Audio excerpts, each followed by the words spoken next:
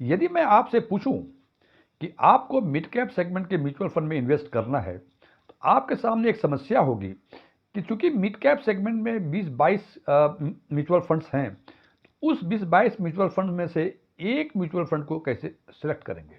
यदि ये सवाल पूछने पर आमतौर पे जो आपका जवाब होगा, आप कहेंगे कि पिछले 3 साल, 5 साल, 10 साल का पास परफॉर्मेंस देख लेंगे उस पर्टिकुलर म्यूचुअल फंड का, और उसके हिसाब से जिस म्यूचुअल फंड का परफॉर्मेंस मुझे ठीक दिखेगा उस म्यूचुअल फंड में मैं इन्वेस्ट करूंगा। हालांकि ये बात सच है कि जब म्यूचुअल फंड में इन्वेस्टमेंट करते हैं या किसी में इन्वेस्टमेंट करते हैं, तो हमारा फोकस केवल रिटर्न पे होता है। जो बेहतर रिटर्न देगा वो अच्छा इन्वेस्टमेंट है। लेकिन जनाब, म्यूचुअल फंड के केस में केवल रिटर्न देख के यदि आप इन्वेस्टमेंट करते हैं तो इसकी पूरी संभावनाएं हैं कि आपको अपेक्षा से कम रिटर्न मिलेंगे, या हो सकता है नेगेटिव रिटर्न भी मिले, क्योंकि रिटर्न मिलने के पीछे बहुत सारे फैक्टर्स काम करते हैं जो रिटर्न को इंपैक्ट करते हैं। बिकॉज रिटर्न जो आज आपने देखा, उदाहरण के तौर पे आपने दो म्यूचुअल फंड को कंपेयर कर रहे हैं, ए और बी। ए का रिटर्न CAGR आज के दिन में 18% का है, बी का 15% है। तो आज कहेंगे यदि आपको इन्वेस्टमेंट का निर्णय लेना हो, तो आप कहेंगे कि मुझे ए में इन्वेस्ट करना चाहिए बिकॉज इसका CAGR 18% है, जबकि बी का CAGR इससे 3% कम 15% है।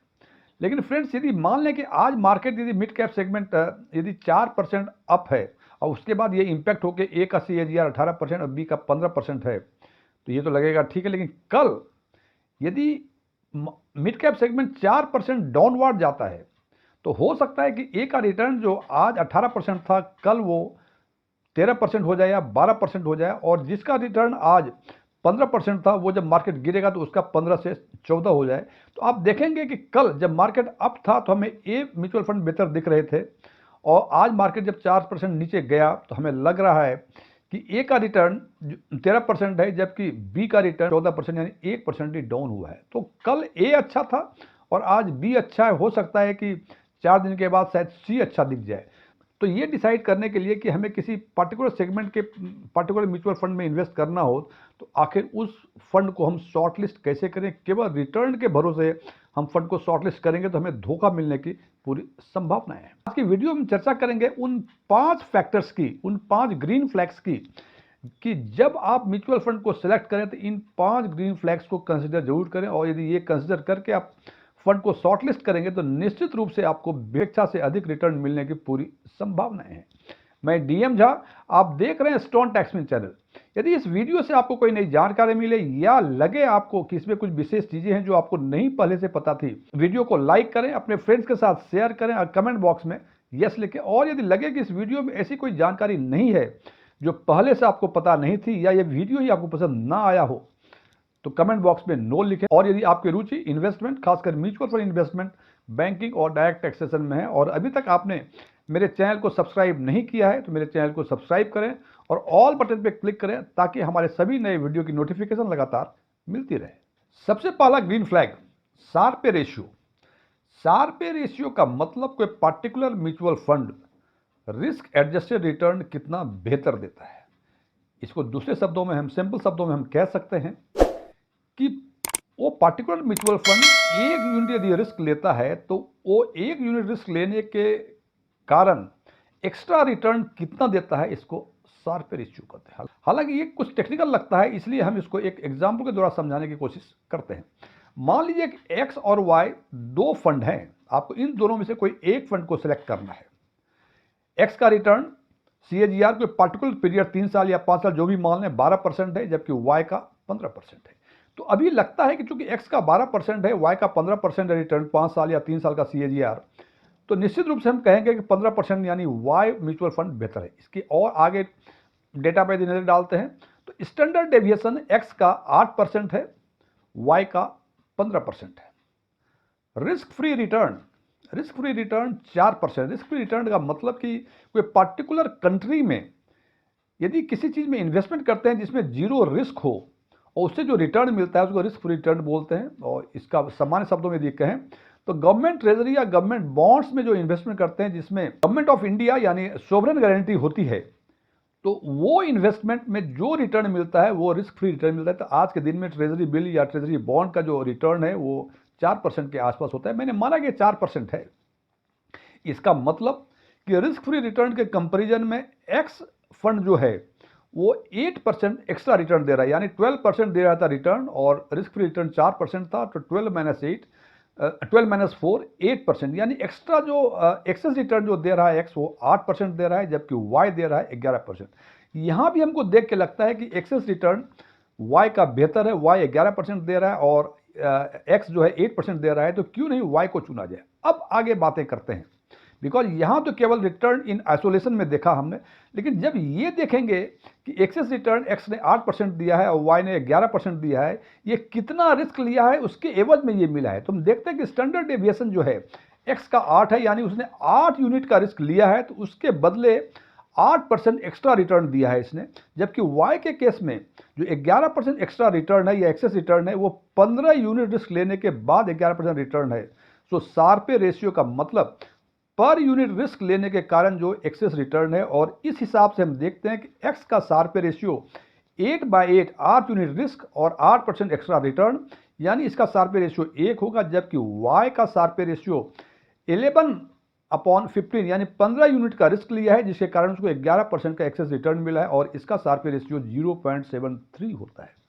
तो यदि इसको इन दोनों कंपेयर करना हो तो हमें लगता है कि रिटर्न जो आइसोलेशन में देखते हैं तो वाई का बेहतर था, लेकिन शार्पे रेशियो एक्स का बेहतर है। तो इन दोनों फंड में से यदि हमको शॉर्टलिस्ट करना हो तो निश्चित रूप से आपको एक्स को शॉर्टलिस्ट करना चाहिए।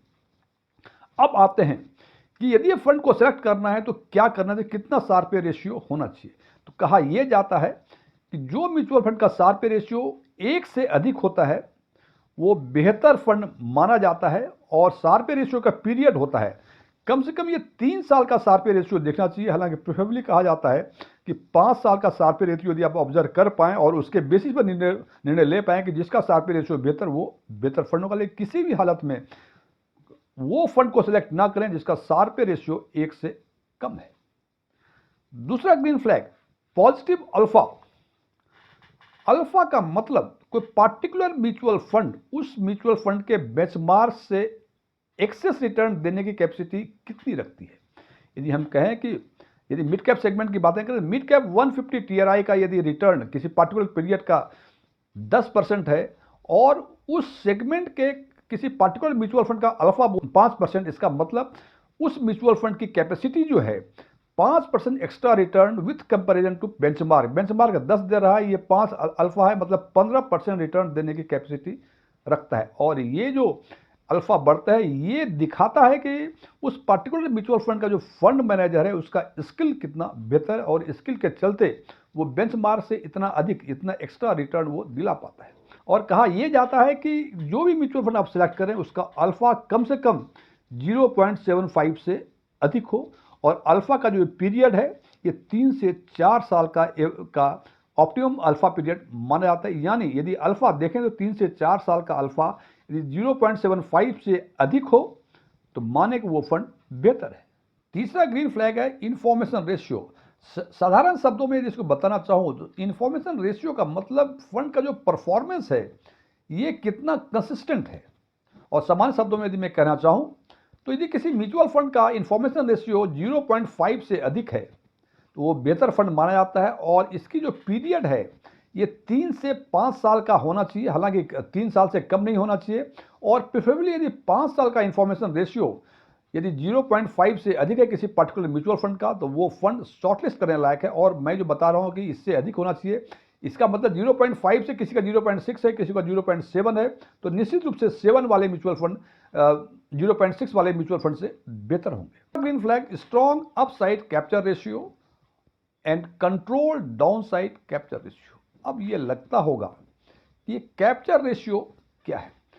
Friends, strong upside capture ratio का मतलब सिंपल शब्दों में, जैसे मैंने एग्जांपल लेके बता रहा हूं कि मिड कैप सेगमेंट का म्यूचुअल फंड को शॉर्टलिस्ट करना है, तो यदि कोई पार्टिकुलर डे में या कोई पार्टिकुलर पीरियड में यदि मिड कैप 150 टीआरआई 4% ऊपर जाता है तो देखना ये होगा कि वो पार्टिकुलर म्यूचुअल फंड कितना अपसाइड जाता है। और हमारी इच्छा होती है कि मार्केट जब बुलिश फेज में हो तो हमारा जो पार्टिकुलर इन्वेस्टमेंट है किसी म्यूचुअल फंड में वो उसके बेंचमार्क से बेहतर परफॉर्म करे, और यदि मार्केट डाउन साइड हो तो हम चाहते हैं कि हमारा कैपिटल जो है कम से कम वो प्रोटेक्ट होना चाहिए।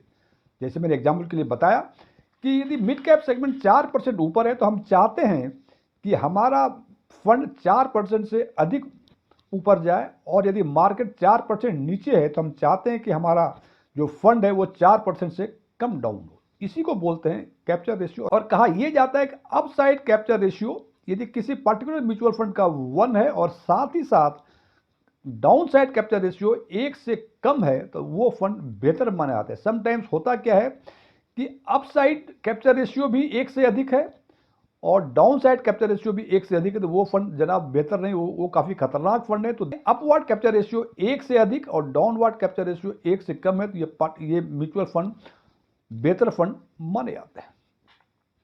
पांचवा ग्रीन फ्लैग,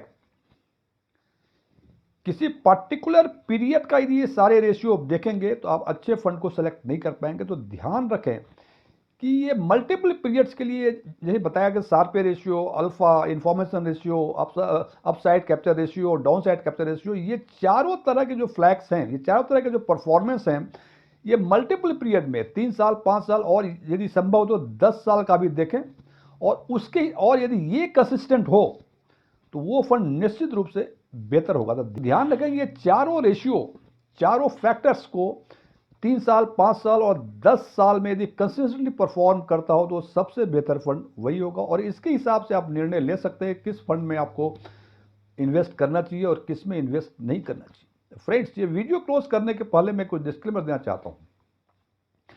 मैं कोई इन्वेस्टमेंट एडवाइजर नहीं हूं, ना ही मैं म्यूचुअल फंड का एडवाइजर हूं। मेरे पास एमएफआई के कोई रजिस्ट्रेशन नंबर नहीं है। मैंने सेबी के कोई एग्जाम इन्वेस्टमेंट के ताल्लुकात पास नहीं किए हुए हैं।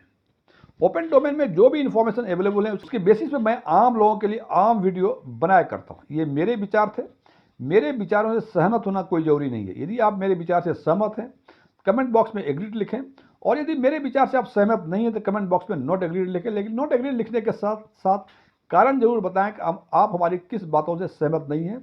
और इसके अलावा यदि बैंकिंग, म्यूचुअल फंड इन्वेस्टमेंट और डायरेक्ट टैक्सेशन में यदि कोई प्रश्न आपके दिमाग में हो और आपको लगे कि ये आपको जानना चाहिए तो आप कमेंट बॉक्स में हमसे ये पूछ सकते हैं। मैं जल्द से जल्द आपका जवाब देने की कोशिश करूंगा। Thank you.